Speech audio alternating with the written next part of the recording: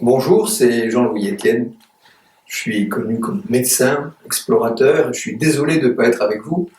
Je suis actuellement au Japon, où on fête les 30 ans de la traversée de l'Antarctique. Dans l'Antarctique, c'est le continent du pôle Sud.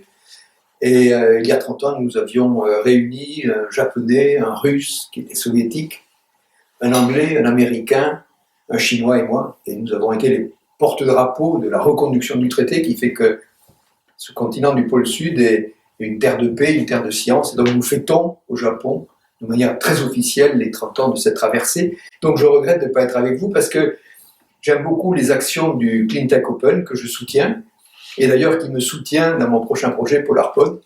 PolarPod, c'est un navire vertical, c'est une grande innovation. C'est un grand flotteur qui fait 100 mètres de haut, qui fait 1000 tonnes et qui est étudié et qui va être construit pour étudier l'océan qui est autour de l'Antarctique. Et ce qu'on appelle le principal puits de carbone océanique de la planète. Donc c'est dire qu'il joue un rôle essentiel sur le climat et on ne connaît pas la performance. Et donc nous allons nous y installer avec ce vaisseau qui est extrêmement stable dans la grosse mer et le courant va nous entraîner.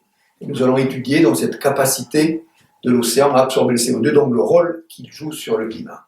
Alors donc les 1000 lauréats qui sont dans la salle, d'abord félicitations.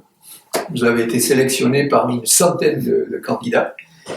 Et le vainqueur sera accompagné aux États-Unis pour défendre votre projet pour le Cleantech Open International. Alors sachez que je suis d'autant plus fier d'être votre soutien parce que vous travaillez sur des projets très innovants, sur des questions cruciales. Donc, au-delà de ce concours, je ne peux que vous encourager à persévérer effectivement dans vos actions parce qu'elles sont vraiment essentielles. On a besoin de comportement, bien sûr, mais on a besoin aussi de beaucoup d'innovation.